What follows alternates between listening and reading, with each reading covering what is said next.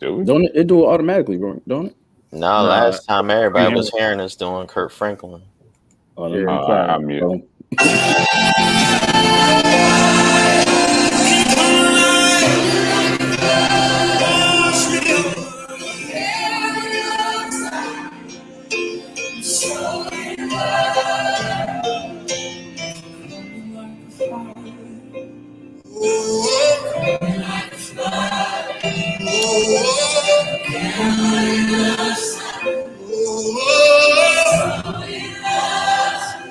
Search me, oh God, search my heart. And if you find any desire, it's not you, it's not you. Take it all away, take it all away, till all that's left is you. And the searchlight down from heaven, search me. I'm open, I'm open.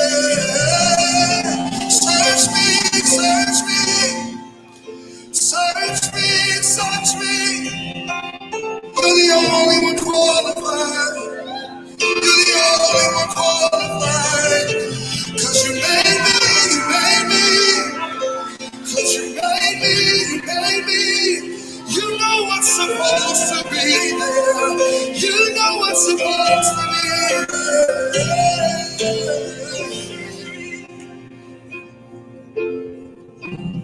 So take it all away.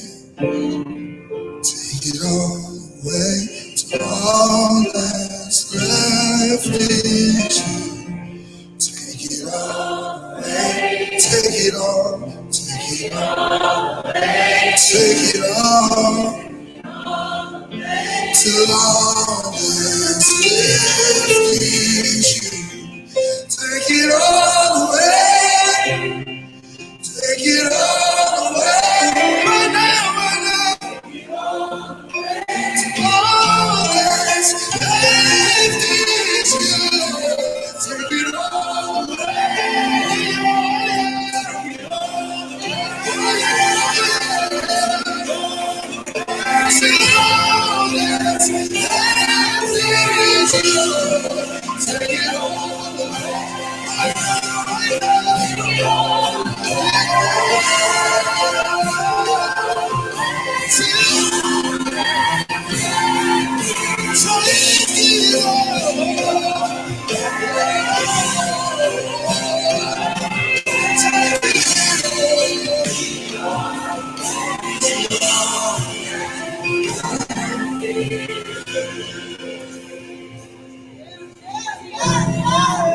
till all that's left is your love. You said that all that's left is those who hunger and thirst after righteousness. Your promises we will be filled till all that's left is. You give us the desires of our heart. You give us what to want. You give us what to crave till all that's left. Purify my heart. Created me a clean heart. Created me a clean heart. Till all that's left. Renew the right spirit. Renew the right motives. Renew the right pursuit. Renew it till all that's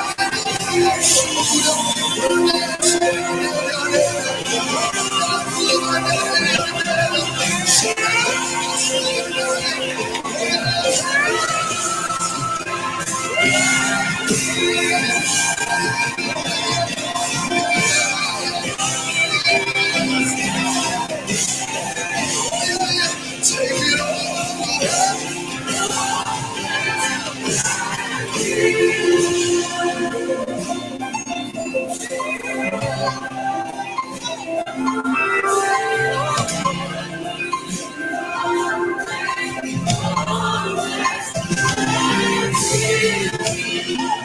fire burn, holy fire burn.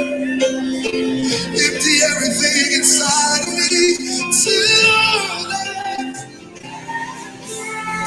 burning on the way. Right now in your presence. Oh,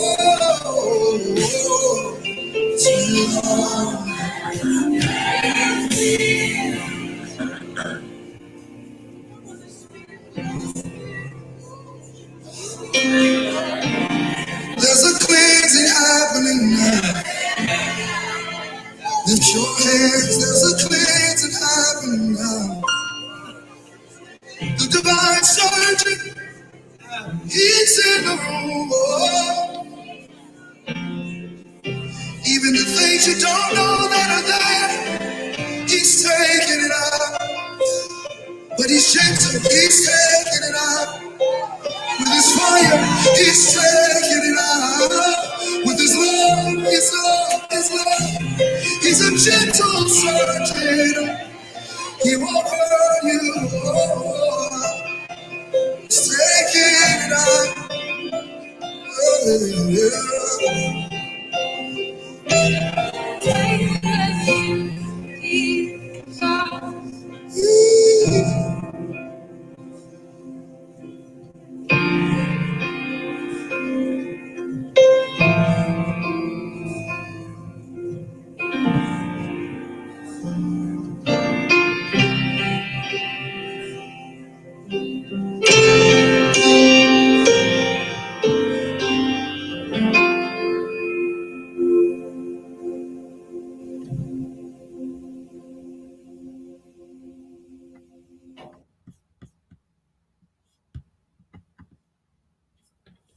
Hey, what's going on, everybody? Great growth day. Welcome to Doing Life with the Word. Appreciate y'all tapping in with us this morning.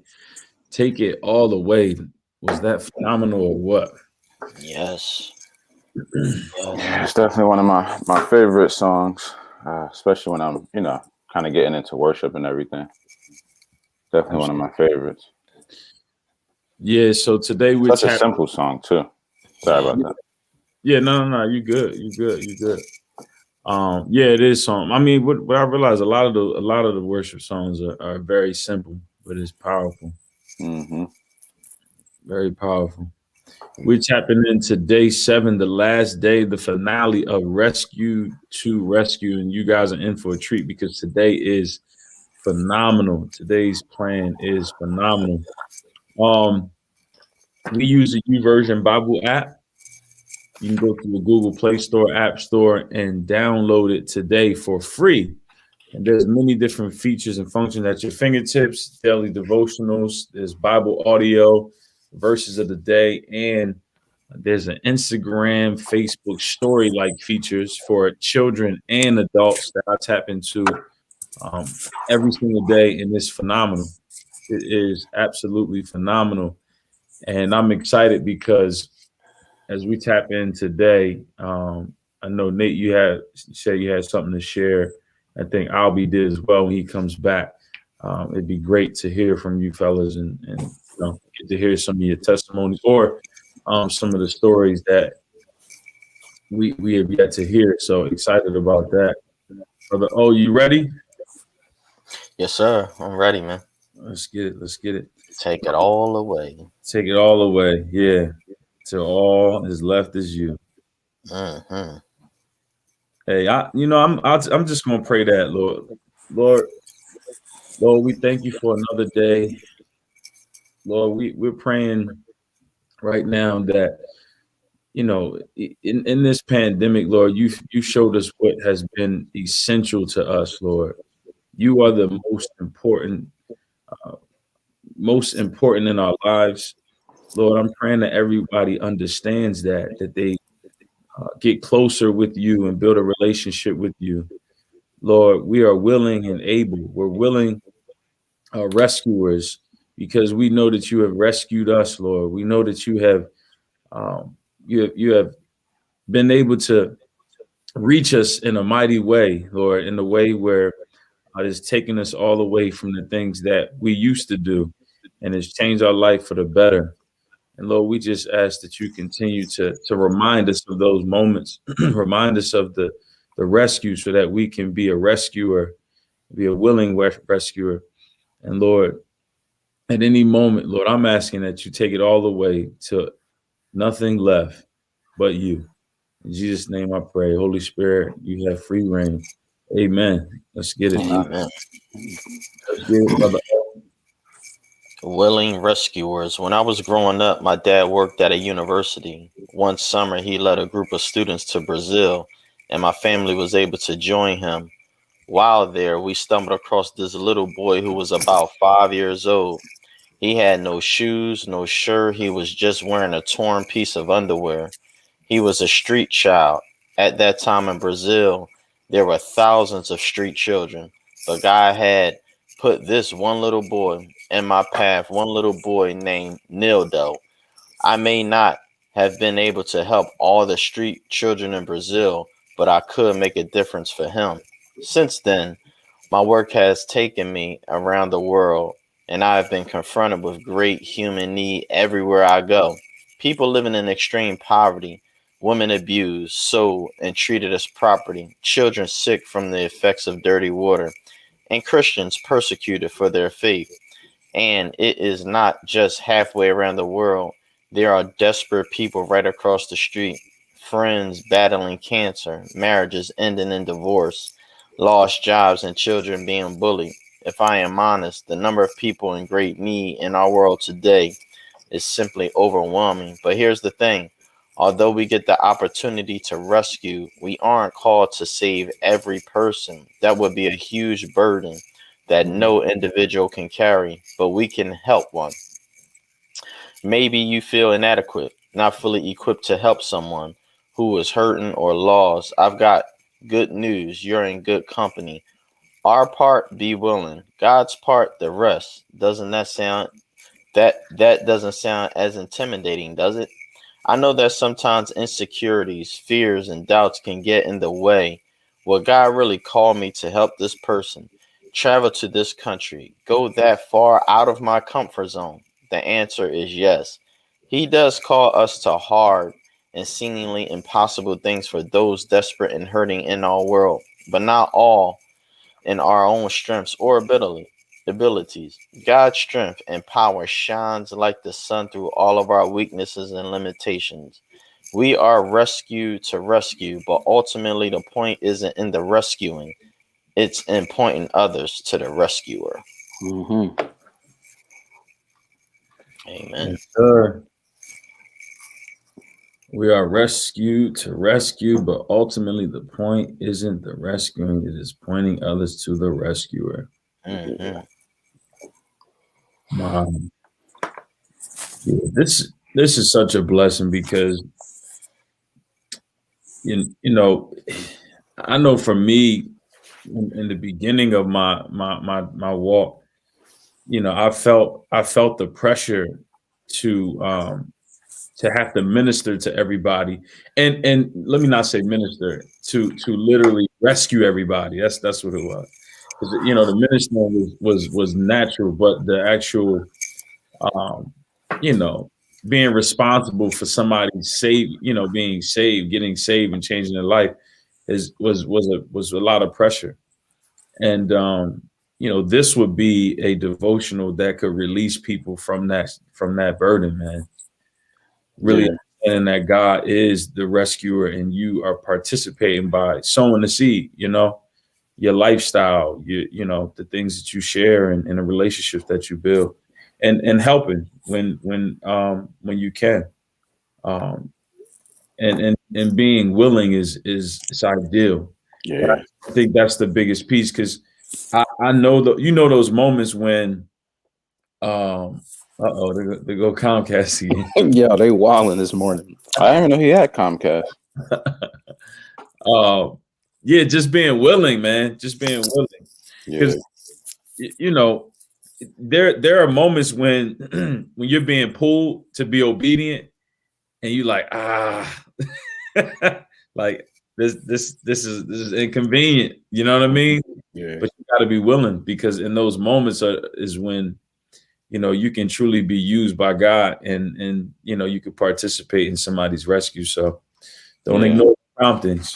And so you got to make the discernment between, so it becomes a burden when you feel like, I got to go out here every day and minister to everybody I see. Yeah, that's what you do as a believer. That's what you do as a Christian. And it's like, you're better off just listening out and really being in the moment and allowing God to like kind of use you. Like, okay, there's a very specific person I was supposed to talk to just this week, and that's it. And it's like you catch that one person this week, but it becomes almost, it becomes almost like redundant, or like this routine that you're in. And I'm not saying that you shouldn't be trying to minister every day. For me, I'd be lying if I said that was the case for me. Some days I'm intentionally just looking to, maybe bless someone financially. Other days I may be looking to intentionally just listen the entire day. Some days I'm looking to just self-assess, like, all right, how do I respond in this situation? And then other days I may feel very called to be like, I feel like I gotta share this with them in regards to God's word. Like, I got to get this off, because this is tugging at me right now. And I had no intentions to be here, but I'm here now. Right. So I gotta share it, instead of trying to manufacture like God using you in every space. You know what I'm saying? It's like, everywhere I go, I'm ministering to people. It's like, you may not necessarily need to. Instead, be an example, so you can point other people, towards Christ. But there is the individual who sees everyone else is not saved everywhere they go. So they walk out into the world, they go to the, gym, wherever they at, they like, these people ain't saved in here. Yeah. But I gotta make sure y'all straight. And it's like, how do you know? And it's like, sometimes it can get to a point where you might accidentally, almost arrogantly, be disrespectful to somebody. Yeah. Right. Because you made the assumption. But that's because that's in your practice, instead of allowing God to use you. Right. Like when you're in that way of where you're like, I'm gonna do this all the time, not all the time, but I'm like, I'm gonna do it my way. It's an arrogance that comes with that, because you're not necessarily hearing from God. And I feel like you got to slow down sometimes to, one, make sure that you're correct, make sure that your posture is right and your heart's right before you go into doing any of this stuff. Yeah. I find for me that the Lord he just sends me places, but I don't know where. I don't like, he'll just create the opportunity for me. Like, I'll just be going about my regular day, and then out of nowhere a situation will happen. But it's based on the fact that the people around me know what I stand for, and they know what I'm about. So when trials come, when things happen, they'll just call me like, yo, like what was it, like a week ago? I think one of the kids I coached in basketball, he was in the hospital, and he went live on Facebook, because you know how these kids are, they share everything. He was live on Facebook, so I went on. I was about to text him to see how he was doing, and he pulled me on live with him, and he was like, "Yo, Coach Albie, could you pray for me real quick? Can I get a quick prayer?" And I was like, "Sure, let's do it. Like, let's pray." So got a chance to pray with him right there on the spot, live, and it was just like, but since he knows what I'm about, he knows what I stand for. He was like, you know what I'm saying? He just went for it. Like, he knows that I would take advantage of the opportunity to do so. So it's just like, when you walking up right before God, and like it says in here, being willing, because the Lord wouldn't have put me in a situation if he didn't know that I was willing, that I was going to actually go for it, that I was going to do it. Yeah. You know what I'm saying? Because he looked for people that's like it says, willing. Are you going to just go for it? Are you just going to say, you know what, Lord, send me and I'll go? Or are you going to be reluctant? Maybe not this time, maybe next time. Yeah. I love that he recognized, you know what I mean? Because of your walk, you know what I mean? Yeah. That's a beautiful thing as well, when you're walking uprightly. And walking uprightly doesn't mean that you're perfect. No, not at all. It just means that you are, walking as closely to God as you possibly can, and when you fall, you come back as fast as you possibly can to stay in alignment. Yeah. But it's a beautiful thing when you are recognized in that way, so that when somebody is dealing with something, that they reach out to you, because that's happened to me multiple times. And that's kind of been like a lifestyle for me. People will reach out to me when it's like something going on, because they know that I got that kind of faith, and I'm serious about it. But when it comes to like, the stuff that he's doing throughout their life, and we all did it. It is what it is. But then when something happened, it's like, yo, Les, I need, you know what I mean? I need you, bro. Like, can you pray for me and this and that? And I just think about like, I mean, there's no love lost. I think about myself when I was out there like that. And then I call my mom, like, can you pray for me? And she's like, what's going on? I'm like, just pray. just pray for me. You know what I mean? Just pray for me. But yeah, it's a blessing to be recognized as the willing, as a rescuer. Yeah, it is. Yo, talk. Yeah, it's amazing. Oh, go ahead. Oh, go ahead. Nah, I'm just I'm sitting here reflecting on a guy, seeing how he saw the little boy and just a little underwear on, and he wanted to help him, and obviously he went out there for that sole purpose. And I was reading down when he was saying, I know that sometimes insecurities, fears, and doubts can get in the way. Would God really call me to help this person travel to this country, go that far out of my comfort zone? And the answer is yes. And what I was thinking was, it seemed like for me, poverty seems so much worse over there in the third world countries, and like it just seemed real bad compared to like here in America, and you just, I guess, feel burdened or the need to just mail a check or do an online gift or something like that. And then I thought about it some more, and it's like, if we're going to compare those poverty countries to America, obviously we have the resources to give, I don't know who's richer than us. Can we say China, Europe? I don't know. I don't study, like that, but I think it's poverty everywhere. But it just seemed like when I see it, it seems so much worse than the unfortunate people I see on the streets here, and sometimes I think like, we need help here. And this thing said, well, God really called me to this person to travel that country, go that far out of my comfort zone, even though I got people in my backyard that need, and the answer is yes, and it's when I, being born and raised here in America, sometimes more than often, I'm almost in my own bubble. I never been over and just dwelt a week on a mission trip to even, to see a little boy like that, and then look at my kids and see how fortunate they are. Like it's something we're called to, but it's amazing how, being in America, I'm so desensitized to it. That's all. And I'm sure I would have the same response how that guy saw that little boy with the underwear on. I'd probably be like, wow, because I really do not think about giving to the poor, the homeless in my daily routine. Honestly, I do. Most of the time when I see someone who's homeless, my heart goes out to them immediately. Like, but my spirit will feel like you can't be out here trying to help not help everybody, but some people are opportunists. So for me, like, I'll feel it in my spirit immediately. Like, as soon as I see that person, my spirit will just be like, yeah, you need to either say a prayer for that person, or I'll feel the spirit move me to give or to just speak a word or something. But I'm gonna pray regardless when I see him, because it's just, our hearts go out to people that are less fortunate than ourselves. But most of the time, my spirit will just pick up on it right away, and it, it's sensitive to that. Yeah. But that, as far as that other part you was talking about, like where it said, where God, will he really send you somewhere like that? Will he really, have you traveling and doing all this other kind of stuff? I firmly believe that God will definitely send you where he needs you to go. He'll 100%. I was watching this movie yesterday on Pureflix. It's called Brother White, and it's about this white dude who's a pastor in this big giant mega church. I don't know if y'all seen it, this huge mega church.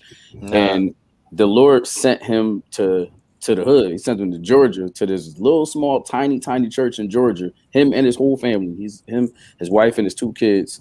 And basically what happened is that's where the Lord needed him to go, to that little church to kind of get him to understand what his real job was as a pastor. And he ended up being a huge blessing to the church. They were about to lose the building, and he just did everything he could to help. And at the end, he ended up staying and becoming their full-time pastor.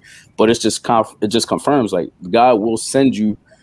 He'll send you exactly where he needs you to go, but you just got to be. It goes back to being willing. You got to be willing. You got to be willing to take that faith step. And it could be scary. It could be difficult. And you know, in the movie, like, his wife was mad, his daughter couldn't stand it. Like, he had to go through a lot. But it's like, when you know in your spirit that this is something that God is telling you to do, you got to run with it. You have to, because if you don't, you're gonna miss out on the blessing that comes afterwards. Yeah, that's good. Doing that, you know, and it makes me think too, as we talk about like giving and missions and things like that.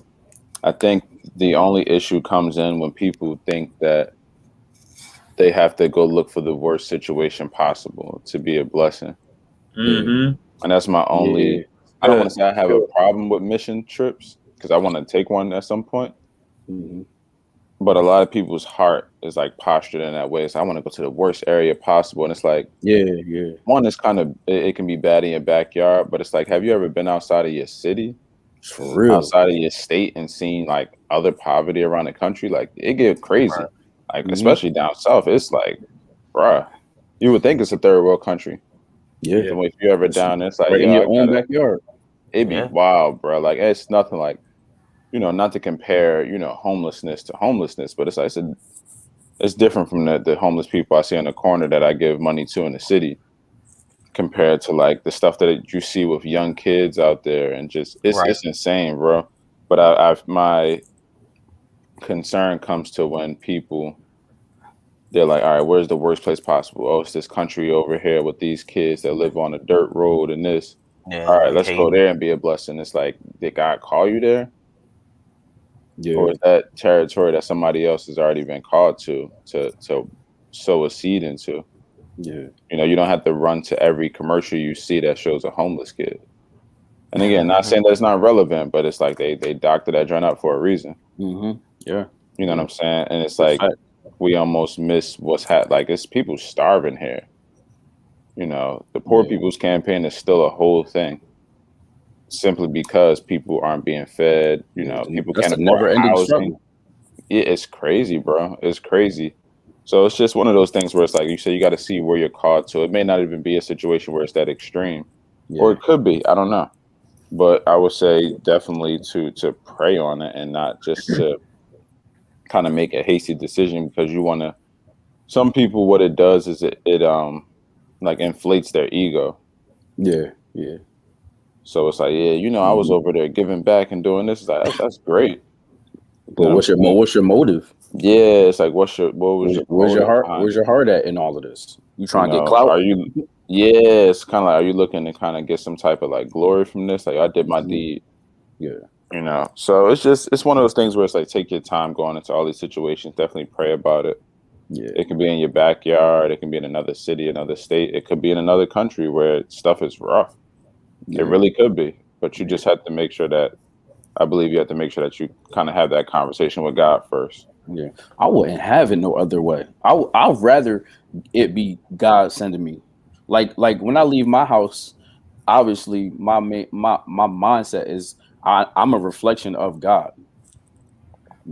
Everywhere I go, I'm a reflection of God. But I would rather it be the Lord sending me to these different places to show His love and to shine His light where it's needed. Because if I go in my own strength, that means my heart ain't right. That means I'm out here really trying to. I'm gonna be boasting, or not automatically that my heart's not right, but it could turn out that way because that's just how we are, human beings. You know what I'm saying? Like, our first instinct is to worry about ourselves. How are we gonna look to people? How are we gonna be represented when we go out? But I would 100% rather it be the Lord sending me to these places, and just when I feel Him moving in me, that's when I'll be like, all right, Lord, I'm your vessel. Do what you got to do. You know what I'm saying? Whatever it is you have, like, man, this is crazy. Talk about rescue to rescue. Like, our last week, we went suit shopping with my brother-in-law and my future brother-in-law. So after we went suit shopping, we got getting ready for this wedding. We went to Buffalo Wild Wings and we was chilling, watching the game or whatever. So I'm sitting down eating. And this family comes in, a white dude, his wife, and his 4 kids. And I just, I didn't pay no mind to it. They was eating, chilling. I was eating, chilling, whatever. And I looked at the corner of my eye, and me and the dude, we kind of like locked eyes for a second. So, I gave him the head nod. You know how we do. That was awkward. Okay. I gave him the head nod, like, or whatever. So time goes by, and I don't know, my spirit just was like, something's going on. So I glanced over again. I looked at him, and he just had this face of like super stress, desperation. Like he just looked like something was tearing him apart. I don't know what it was, and I felt it so strong in my spirit. And the Lord had brought back to my remembrance a time where I was at a restaurant with my whole family, and they was wilding, and my kids was going crazy at IHOP. I'm talking late; they was acting a fool. But this older black couple, right before they left, they saw me. She came on my side, and she was like, she handed me $40, and she was like, "You got such a beautiful family. I could tell that you're raising them right, and y'all so young." She was just encouraging us, and then she gave me $40 to help pay for breakfast or whatever. So going back to last week when we was at Buffalo Wild Wings, my spirit just went off. So right before we left, I went over to the dude, and I was like, and I'm saying this to the glory of God because I'm not bragging, but I just love the fact that God puts us in these situations. Yeah. And I went to him, and I was like, I handed him some money. I ain't gonna say how much I gave him. And he looked at me. He was like, no, I can't take this. I can't take this. I was like, listen, somebody did it for me. Somebody did this for me. So let me be a blessing to you. I'm just trying to be a blessing to somebody else. And it's so crazy how this is talking about rescue to rescue, because somebody rescued me in a moment, in the time where I was, in stress or at a weak point in my life. So I'm like, getting a chance to pay it forward, getting a chance to be a blessing to somebody else. It's the greatest gift of all, man. Yeah. Seeing the expression on the dude's face, and just feeling in my heart that I did something that the Lord placed in my heart to do. I was full. The rest of the day, I was full for the rest of the day. I wasn't even going to share, because I don't even care about the action. It's just the fact that I was willing, and God seen, he allowed me to see the need in somebody else.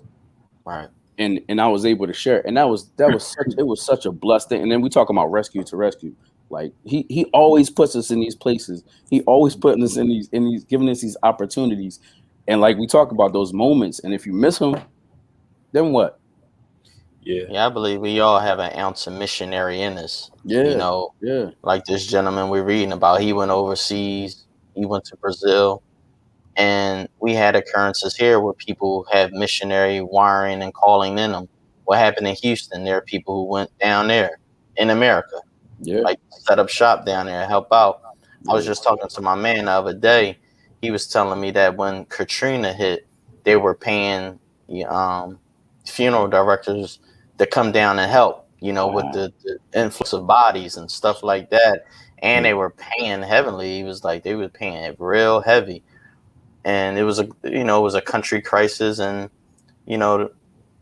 we have things that happen here where people just set up shop, here in America, so whether it's you at Buffalo Wild Wings or anywhere, we all have some type of missionary, calling or prompting. The thing is, when you turn that to a God and you just be like, oh, this is the only, then I think you kind of fall short. Where, because you'll start looking at people, oh, you ain't giving, something wrong with you. And it's like, maybe it ain't my time yet. You know what I mean? Yeah. That's good. That's good, bro. I appreciate you saying that, because sometimes people feel that pressure. Yeah. You know what I mean? Like, man, and it doesn't always have to be money. You know what I mean? Like, I truly believe that it wasn't the money that blessed that man. It was the action, because when you realize that some people, I had this problem. Some people have a problem with receiving, Oh yeah, me too. I used to have the same problem. Like I've had a huge problem with receiving. Like matter of fact, I just learned that lesson last year.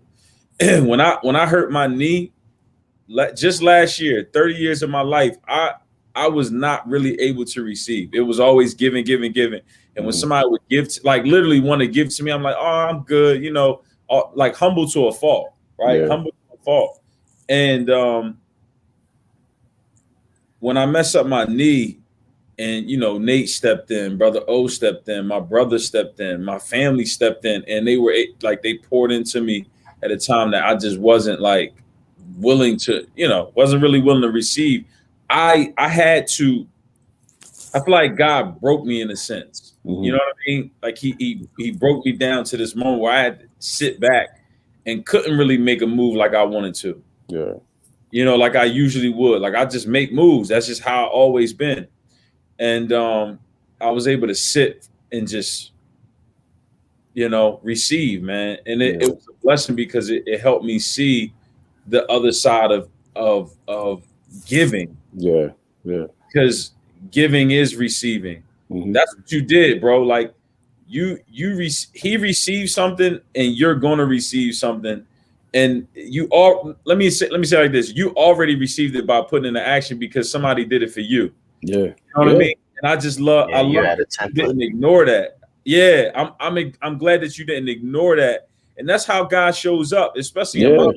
That's fact. When it comes to blessing somebody else, it's a direct reflection of what I went through. Right? Like I'll hear somebody say something and I just be like, man, that's crazy. He just brought me through this like a month ago. And here goes somebody telling me the same thing. And I'm like, look, well, here's what you do. Boom, boom, boom, boom, boom, boom, boom. You know what I mean? Because he just brought me out of that season. You know what I mean? So it's a blessing when you don't ignore those promptings and you be obedient and be willing to help people, man. When you know that thing actually happened to you. And that's why it's important for us to be obedient as well, because when you have those experiences and you be a blessing to other people, that's how you build the kingdom, because now that man that you just infected, he gonna do that to somebody, do it for somebody else. Yeah. You ain't known from a can of paint. You know what I'm saying? He gonna remember that. And then when he sees somebody, he lock eyes with somebody, he gonna be like, yo, let me pay this forward. And he may not even be thinking about the kingdom. Yeah. He may not even be thinking about God. He's just doing the act. That's what we need. It's just love, period. And that's what God wants. It's so pressure heavy. Oh, let me lay hands on you. Like, nah, listen. The act. You know especially what I mean? Not in COVID. Oh no. Yeah, especially not COVID. Yeah, like I went over there. I had my mask on mad tight. I was trying to stay away. You know what I mean? I was trying to respect the space. But you know what's crazy though? He put his hand out to me to shake my hand. Oh, that's you know what I'm saying? So, you know, it was like, that's how I knew it was an awesome moment, man. Well, I just love how God does that. Yo. Just that's dope. Constantly giving us opportunities to shine, to be the light of the world, which is what we are anyway. Yeah, I'd have hit him with the 2 pumps of the sanitizer first though. No, I'm joking. I'm joking. No. I went straight to that joint. As soon as it was done, I went straight to it. I was like, I said, praise God. You get up out of here. Yo, imagine if somebody was like, yo, how you doing? You'd be like, yo, hold on. I would. He said, appreciate you, bro. We ain't playing no games.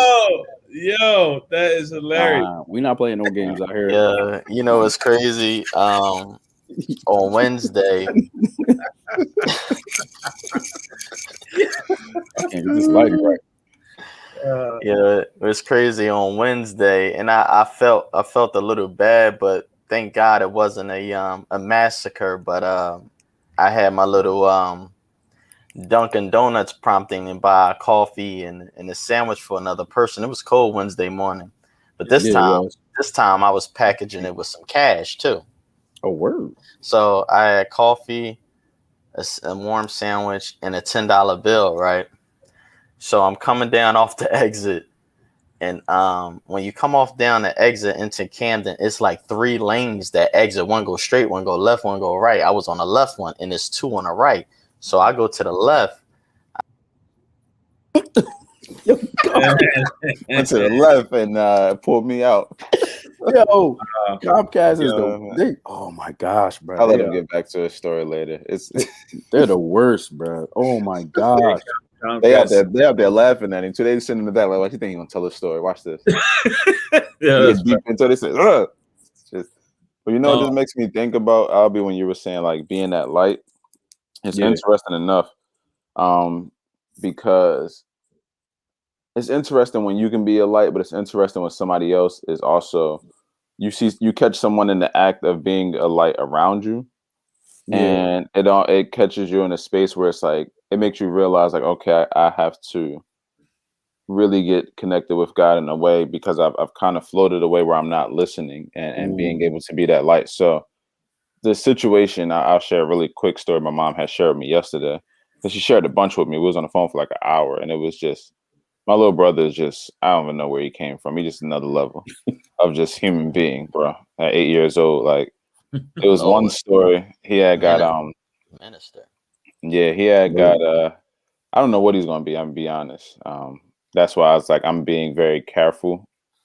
Me and her, kind of how we like steward him, his gifts and all that, because I don't want to start putting labels on him. None of that stuff, because he's just so gifted and aware, and he's just beyond his time. And he spends a lot of time with my nanny too, who is just super powerful, connected to God. I would consider her a prophetess. He spends a lot of time with her at 8 years old. But there was two stories really quickly. One was him getting his birthday money from the other day. Like people gave him birthday money, gifts. My mom did like a little drive-by party where you drive up to the house and you put the gifts out the window. He get them. You put your card in a box and beep the horn, all this stuff. So he was hyped about that. People from the church was coming. The next day, somebody sent me a picture like, "Yeah, your brother is amazing." I'm like, "What are they talking about?" It's literally him filling out like a form to give tithes on the money that he got. And he didn't ask, like my mom didn't tell him to do it. He told her he was going to do it. Wow. And it was funny because they were like, you see a kid doing that. You're like, "Oh, that's what's up." He wasn't paying nobody no attention, bro. They were trying to show him love for filling out his tithes and offering to tithe off his money that he got for his birthday. He was so focused that he was ignoring everybody around him. Wow. They said, "Oh my gosh, you were just amazing. This, that, and the third." And he just kind of like, "Oh yeah, and he just filling out his thing, and so he can tithe. And he was excited about being able to do that. But the other quick story is my mom was sharing. They were at Denny's eating or whatever. They were at Denny's eating, and he got up to go. She thought he was going. If you've ever been to Denny's in Northfield, there's a game room in there, or used to be a game room. She thought he was going to see if the game room was open, and he was gone for a little bit. And he came back, and he was kind of like upset, like, "Man, it's not fair. It's not fair, Mom." And she's like, "What's wrong? Like the game didn't close?" She's like, "No." She said the guy with the extensions or the guy with the sticks or something. It was a guy on crutches. Okay. I guess he didn't understand crutches or whatever. But he was like, "It's the guy. Why does he have to have those or whatever?" And my mom, she kind of explained to him a little bit about life and certain situations and things like that. And he was like, "Well, Mom, I prayed for that guy, right?" And she was like, "What happened?" She was like, "Yeah, I went over there and prayed for him. I asked God to pray for him. He said, yeah." Amen. So he went over there. Yeah, he went over there and prayed for him, right? So they're eating food or whatever. And the lady, her friend is one of the waitresses. She's about to leave. She's like, "Oh, I'm about to go. I'm going to go pay for my food." She's like, "Oh, what? It's already paid for." She was like, "Somebody had paid for it already, like paid off the whole thing." And she was like, "What?" You're a giant. Yeah, so they go to, she kind of ties two and two, and she's like, "It has to be this guy or whatever." Mm-hmm. And then the waitress tells her like, "Yeah, it was a guy over there that was in credit that paid for everything."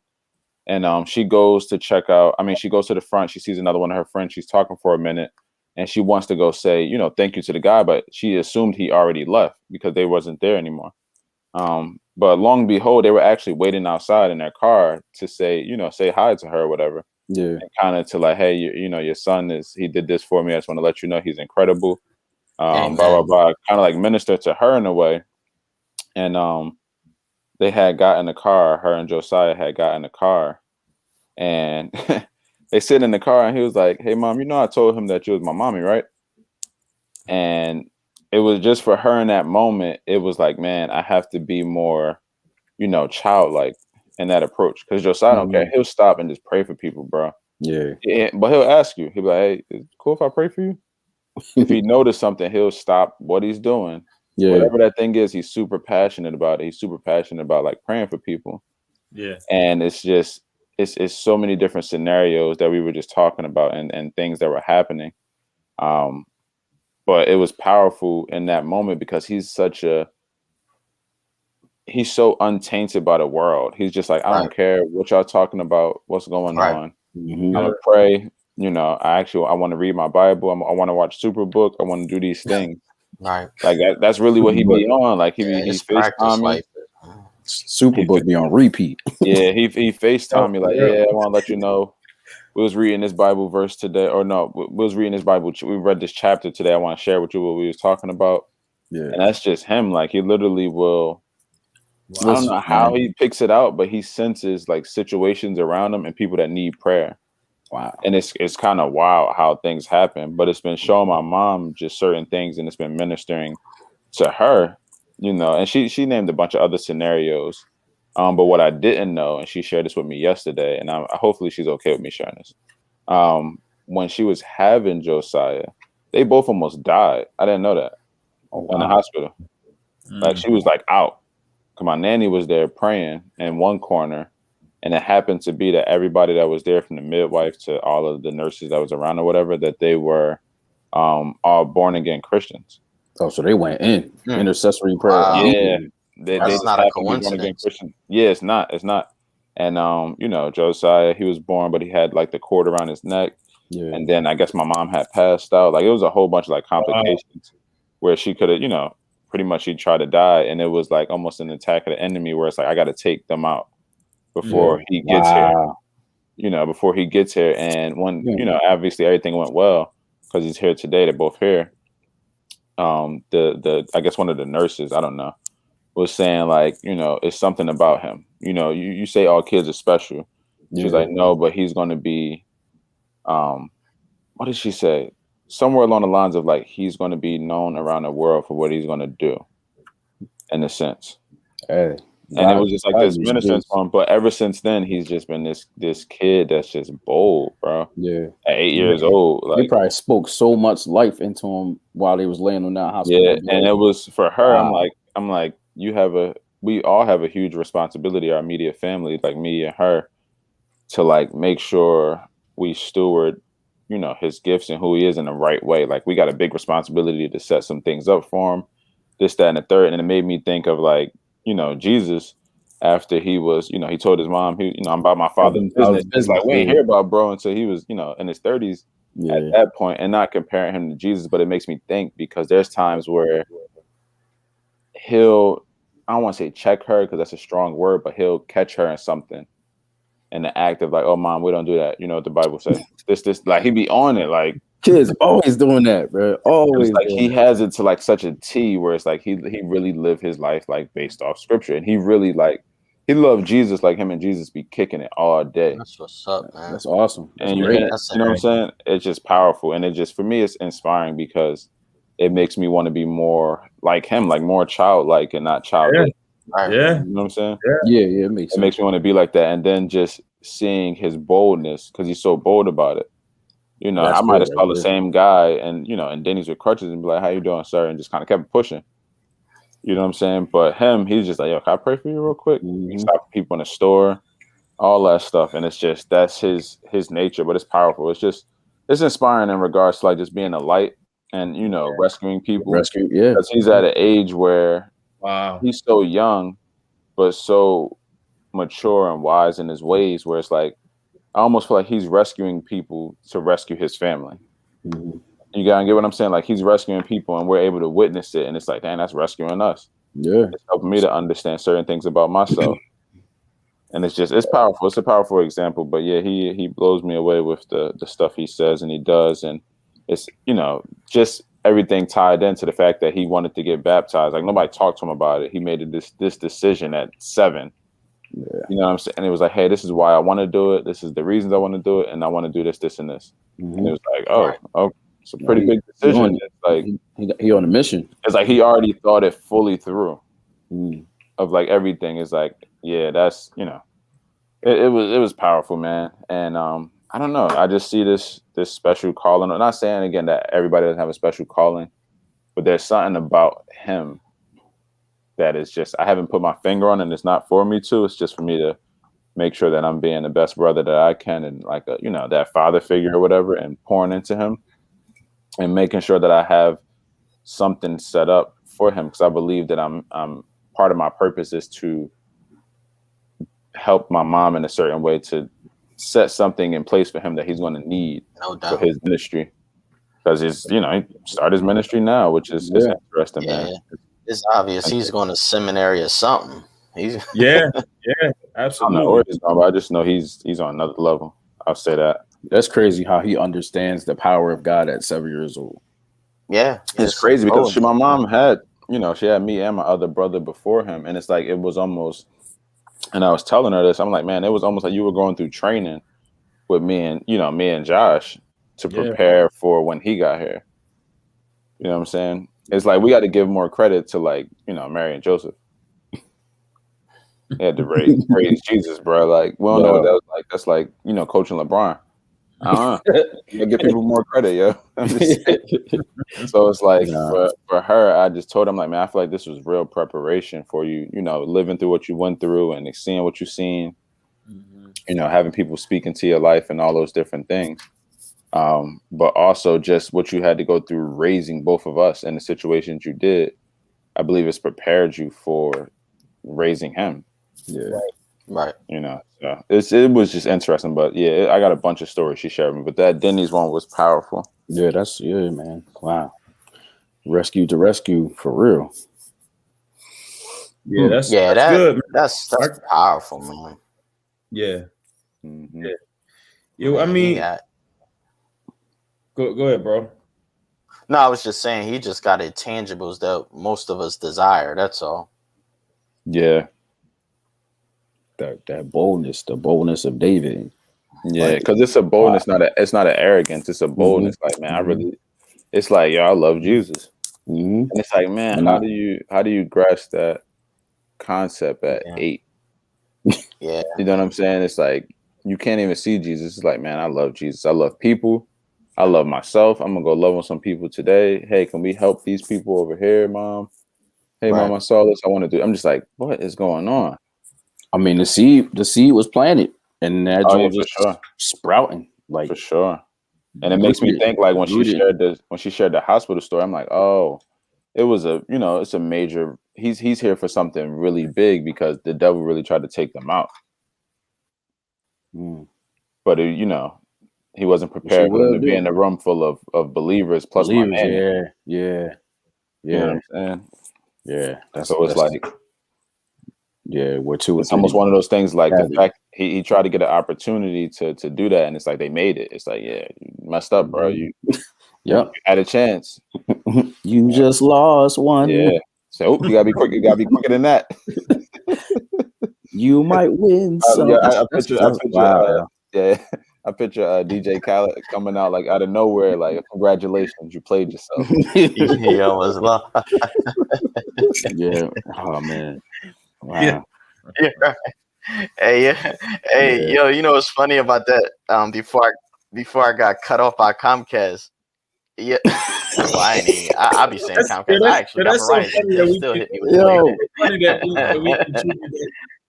They must want like some advertisement or something. They want to help them out or something. They out of control.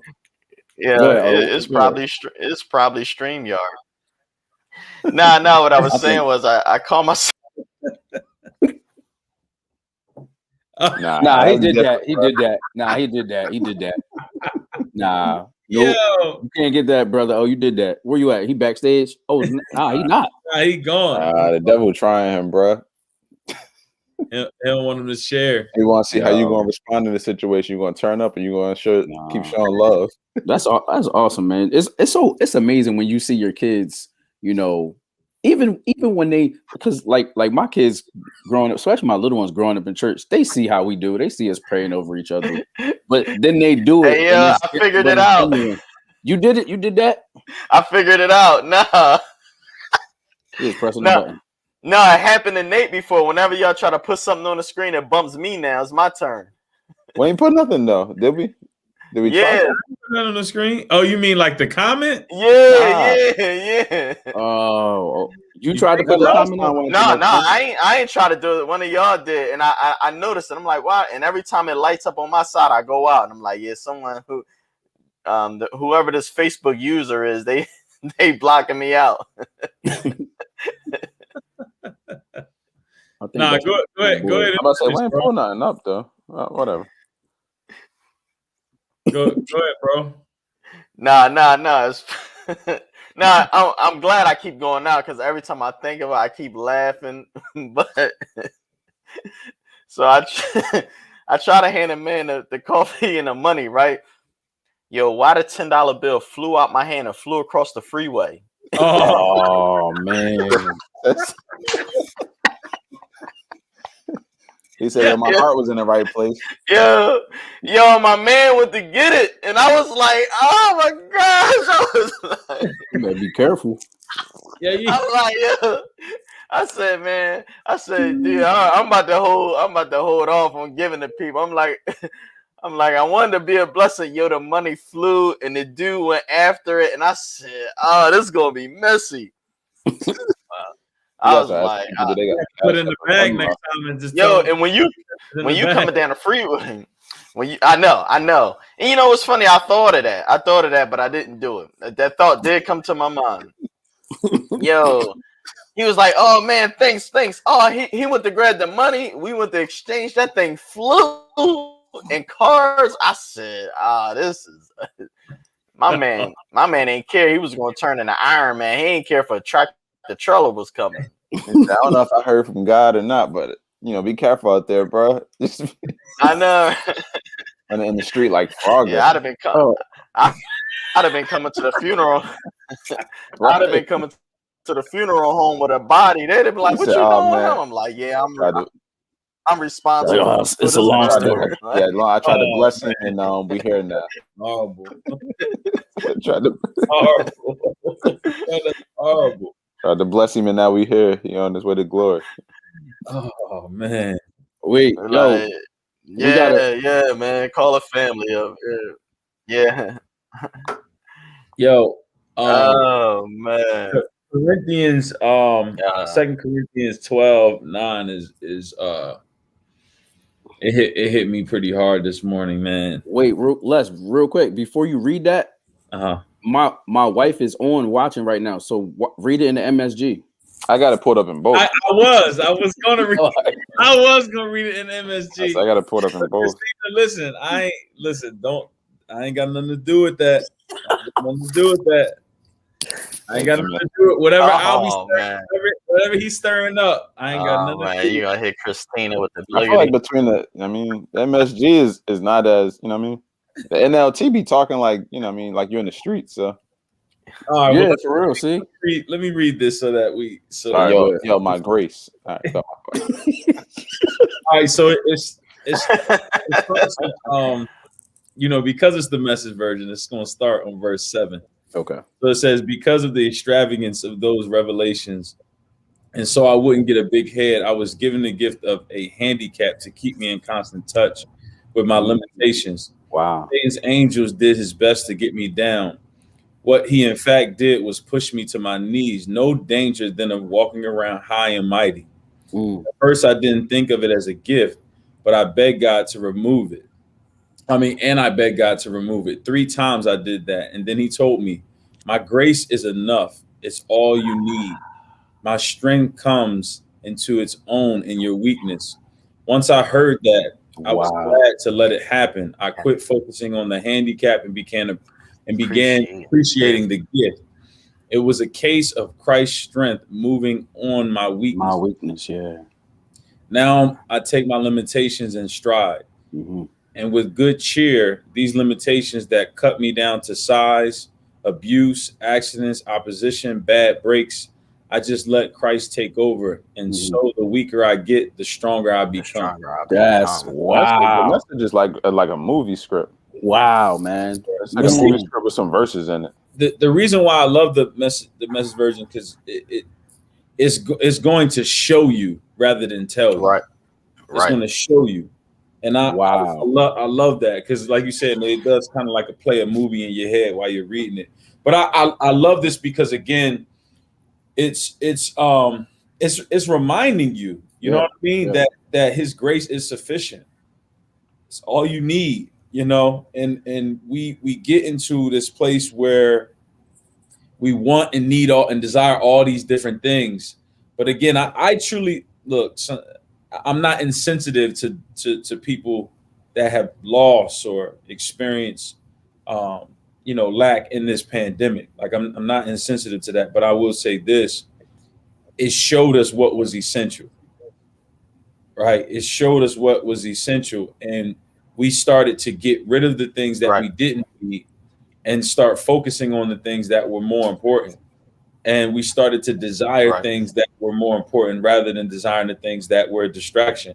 And I think that this right here is a perfect scripture showing us that these things that we were so relying on God to complain about, all these things that God, we were complaining to God about is the very thing that's drawing us to him. And that's what he wants. Yeah. So anything that you may feel handicapped about, you go to God about, and you become stronger in the essence of that. That's beautiful, man. Yeah, that's beautiful. That's beautiful. Like I'm handicapped, but in him I'm everything. Because his strength makes me perfect. Come on. Yeah. And people see that handicap as being down and out. It's like it's not. It's like it's something that makes you depend on God. Yeah. And, Because in our own strength, in our own strength, we'd be like, nah, I'm good. I could do it. I'm straight. Yeah, it's arrogance that comes with it. Yeah. I don't need no help. Nah, you do though. Yeah, you do. And it's like God saying, let me take the wheel. Let me take care of this for you. Just lean on me, and I'll take care of it. Yeah. Yeah. It's like it's funny you said that. Like, take the wheel. It's like people like, Jesus, take the wheel, but it's like you don't really want that. You just want him in the car. Yeah. Right. Just chill out for a while, Jesus. Sit back. Just let me know that you're here every now and then. Just peep over every now and then. And let me know. And don't talk over the GPS either. Yeah. And don't touch that. Yeah. Don't touch that. Don't touch the radio station. Leave it all alone. Just chill out. That's what it's like, the example. I wonder if she or anybody in general understood why the Message version was written. Didn't you ever check that out? No. You can click it right on the app. It says learn more, but I'll just read it briefly, like a real brief part of it. I ain't. This is what interested me about the Message version, because I was like, man, this joint is like different. But it was it said, why was the Message written? The best answer to that question comes from Eugene Peterson himself. He said, while I was teaching a class on Galatians, I began to realize that the adults in my class weren't feeling the vitality and directness that I sensed as I read and studied the New Testament in its original Greek. Writing straight from the original text, I began to attempt to bring into English the rhythms and idioms of the original language. I knew that the early readers of the New Testament were captured and engaged by these writings, and I wanted my congregation to be impacted in the same way. I hope to bring the New Testament to life for two different types of people: those who hadn't read the Bible because it seemed too distant and irrelevant, and those who had read the Bible so much that it had become old hat. And then it says, Peterson's parishioners simply weren't connecting with the real meaning of the words and the relevance of the New Testament for their own lives. So he began to bring into English the rhythms and idioms of the original ancient Greek, writing straight out of the Greek text without looking at other English translations. So it came straight from the Greek. And he says, as he shared his version of Galatians with them, they quit stirring their coffee and started catching Paul's passion and excitement as he wrote to a group of Christians whom he was guiding in the way of Jesus Christ. For more than 2 years, Peterson devoted all of his efforts to the Message, the New Testament. His primary goal was to capture the tone of the text and the original conversation feel of the Greek and contemporary English. And there's more to that, but it makes me think like, man, he went above and beyond for people to really feel that passion and understand. And some people may look down on it like, oh, he's messing with the text and this, that, and the third. But it's like, man, he's like, people are going to the kingdom because he did this. And I think that's ultimately the whole thing. His heart was in the right place. his heart was in the right each place. his own. People like, oh man, theologically, this ain't this. It's like I still got the word, but he helped me, like Les said, paint that picture, and now it's like, oh, I can feel this a lot more. Yeah, because if you read it again, I read in all versions. I like to read the New King James Version, but if you read what Les read, and then you read this in the New King James Version, it says, "And he said to me, my grace is sufficient for you. My strength is made perfect in your weakness. Therefore, most gladly, I will rather boast in my infirmities, that the power of Christ may rest upon me." And that's powerful. But there are different type of people who learn different type of ways, and to really get that in another way where it's like, you can visualize like being pushed to you. And this is just like, man, it's powerful. I encourage it, it's man. storytelling and a whole different way. You. I encourage it as well. If I felt some type of way, my spirit would pick up on it, and I'll just be like, nah, that's not for me. But for me, it makes it, and I have my kids read it, man. You know what I mean, and it helps them understand better too. And we tie it into the NIV, or we tie it into, just so they can get the comparison. But it's just like, to me, it reminds me of like doing life. It's like, we take a scripture and we have a conversation about it, and it's like, that's what this looks like to me. Because man, when I was a kid, we was having Bible study with my parents. Oh, I was asleep, boy. That's why Josiah the one, because he can go through it. I was out of there. Yeah. Me and my boy was talking about it last night. All the like thou, though, and thus, and all those words. Like, he was saying, bro, I don't know what that means. It's like, I don't even know if people who was reading it to me. Out here reading Shakespeare. It's like, fam, I don't know if y'all know what it means. Said thus saith. It's like, I've never heard nobody on my block talk about thus saith. I like how it says it in the NLT. It says, my grace is all you need. My power works best in weakness. Like, man,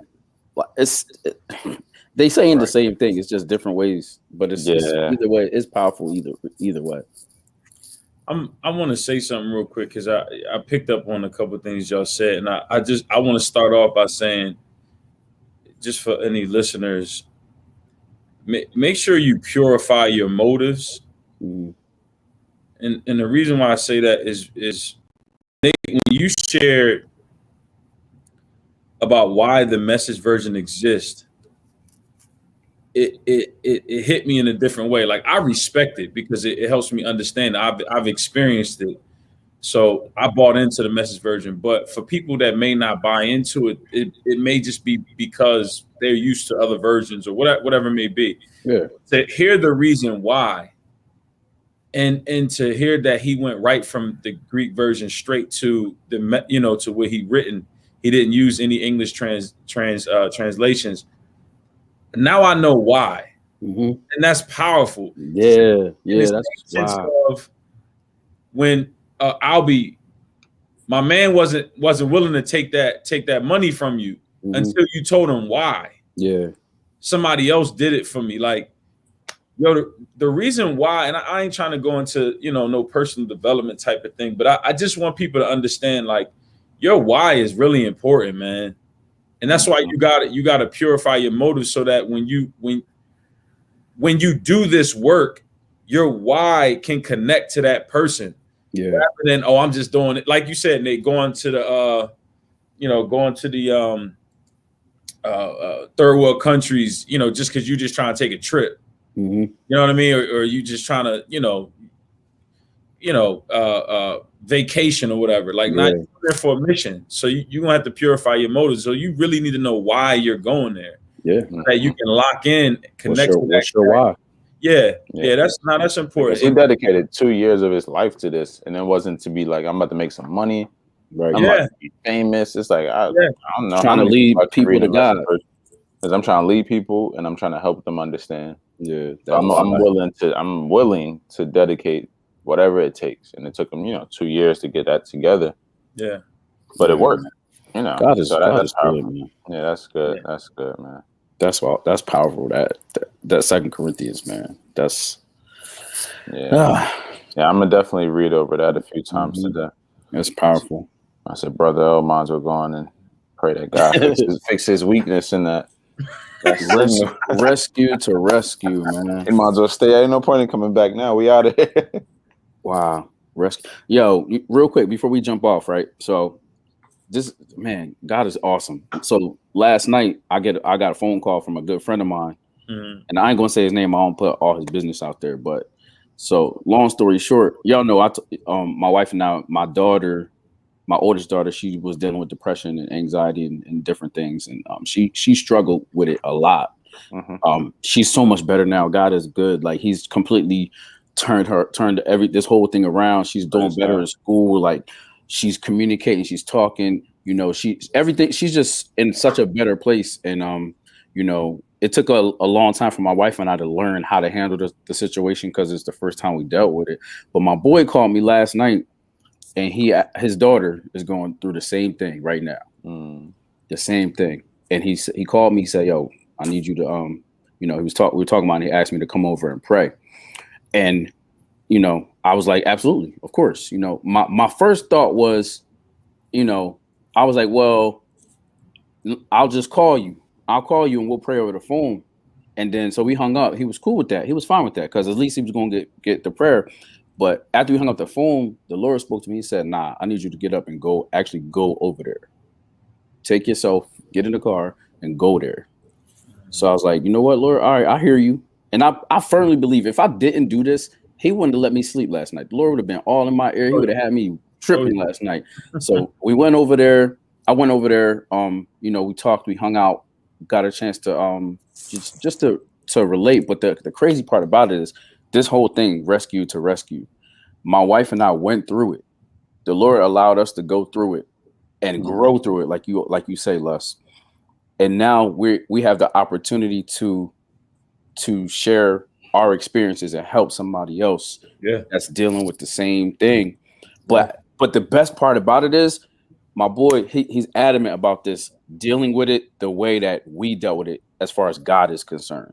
Like completely, like, yeah, doing those parts naturally, therapy and all those different things. You know what I mean? If you got to take meds, take meds. We're not knocking that at all. But I love his approach to it. It's like, you know what, Lord, this is my daughter. The enemy is not allowed to have her. He's not allowed to take her. So he's like, he called me over there.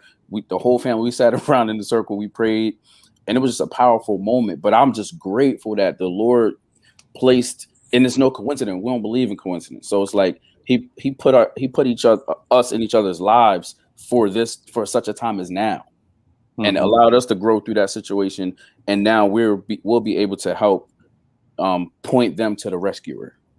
Like it says here, not so much that we're doing it because it's not in our strength, it's in God's strength. We're just the vessel that God's using to help point towards the rescuer. And that to me is the most powerful thing of all. It's the most amazing thing to be able to just be used by God based off of what you're doing and not so much of what you're saying. Yeah. And I find that to be amazing. And I'm grateful for it. I'm grateful for the heart that God's given me after him and my wife. And it's just rescue to rescue, man. It's just like, this is my favorite plan. This is my favorite plan, hands down. Yeah, it's just good. And it's the timing too. It's like, God's timing is just always on point. Because if this would have came to y'all in the heat of what you were going through, it's like, I don't know if that'd have been the best time for you. Like, you might have prayed for him, but it's like, I don't know. We going through this right now too, trying to figure it out. Right. And it's like, there's no coincidence that it happens after everything has been cleared and things are looking much better, that it's like, I need you to go back in. Like, that wasn't necessarily for you. It was actually to prepare you because I need you to go in here and do this. Isn't that nuts though? Like, it's crazy. Like, that's why you can't get so caught up on yourself. Like, people can't get so caught up on themselves. Like, this is a lot bigger than you. Whatever you think this is, it's a lot bigger than you. And there's a reason behind this. So you need to persevere and continue to and I'm just looking lean like, on God. I'm looking at the future of it, and I'm just like, watch what happens when God shows up, like for real, and really shows himself super strong and like truly delivers her from this whole thing. It's gonna be epic, bro. It's gonna be epic. It's gonna be. I'm saying it because I'm speaking into existence because I firmly believe, you know what I'm saying? Like, when you're in situations like that, the one thing I had to realize and understand when my daughter was going through it, and my wife helped me realize this, was trouble doesn't last always. This is only for a season. Remember that song? It's not good. Yeah, we sing that at my church on the regular, bro. Yeah, that's good. That's on the regular. Man, I'm gonna write that down. But it's facts though. It's only for a season. It's only for a season. What you're going through is only for a season. Yeah. Get the lesson while you're in the season. Get that lesson. Yeah. Lean on God, man. Lean on God. He's gonna show you who He is, and He's gonna show you who you are in Him. Yeah, seasons change, man. Yeah, you gotta prepare. Yeah. It's like going through very practical. It's like going through a crazy snowstorm one year, and it's like it's coming back around. It's like fall. It's about to be winter again. It's like, yo, you better prepare. You know what happened last year? You better get that shovel popping and get that salt. You already know what time it is next year. Yeah, for so real. It's like you gotta, you know what I mean? It's seasons change. It won't always be that way. So that's powerful, man. God is I love it. Awesome. I love it. Yeah. I'm glad you mentioned trouble don't last always, man. That's my jam. I think about when we were coming from was it North Carolina? I think it was North Carolina, or was it Charlotte? I don't know. But we coming home and it was pouring. I'm talking about like the skies opened up, and it wasn't drops. It was like straight. It was North Carolina then, because it's always that way when you drop from North Carolina. It was like straight water, like like somebody turned the faucet on. Yo, it was like, shh. And people were pulling over, but some people kept it going, and I was just like, you know what, God, just keep it safe. We drove, and within like, I don't know, 5 minutes up the road, that joint was clear sky. It was clear sky. The sun was out, but you couldn't see it. Like literally, it was like 5 minutes, and we just kept going. And you preaching? Go ahead. You preaching? For the rest of the ride, and we thought it was going to last for a minute. We're like, yo, should we pull over? We should stop. We should, man.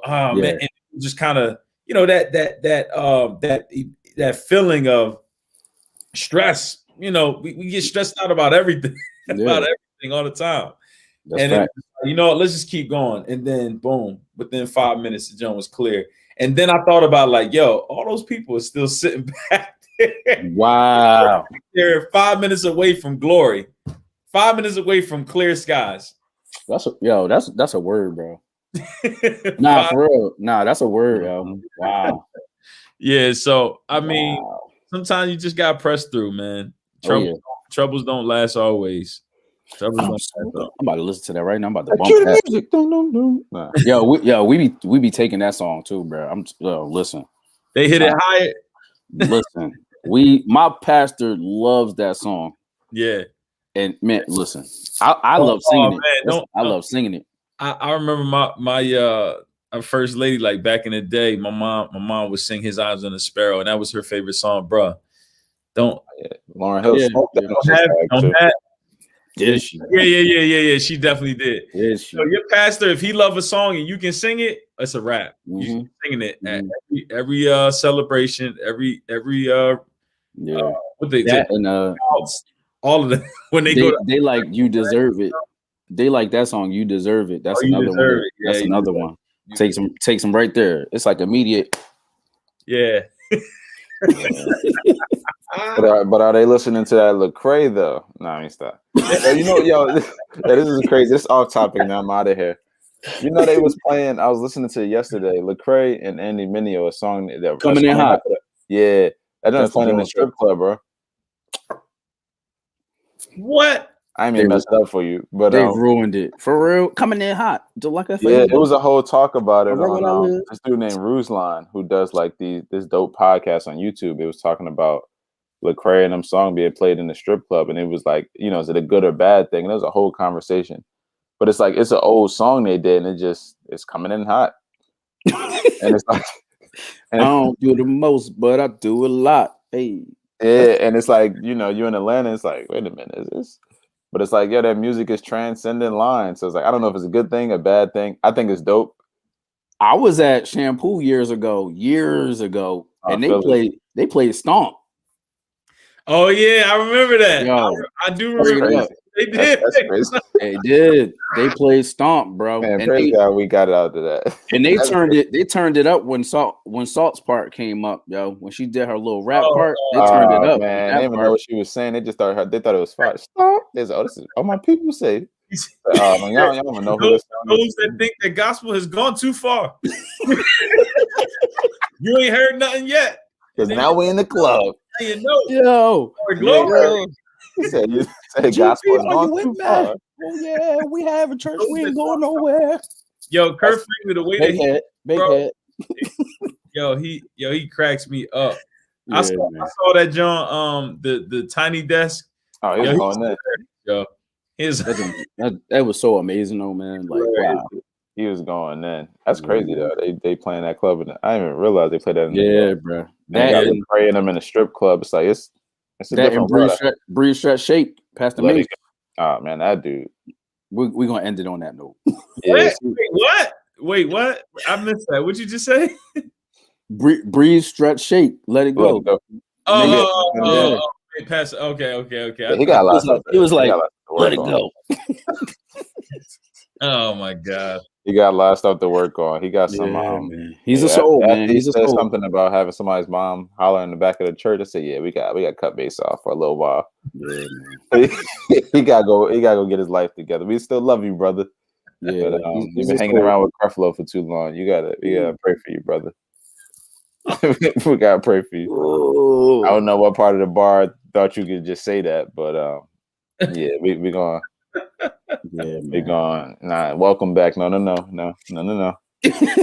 Go back and take some time off. Y'all funny, man. Let's go out. Let's get out of here, bro. Love y'all, man. Love y'all.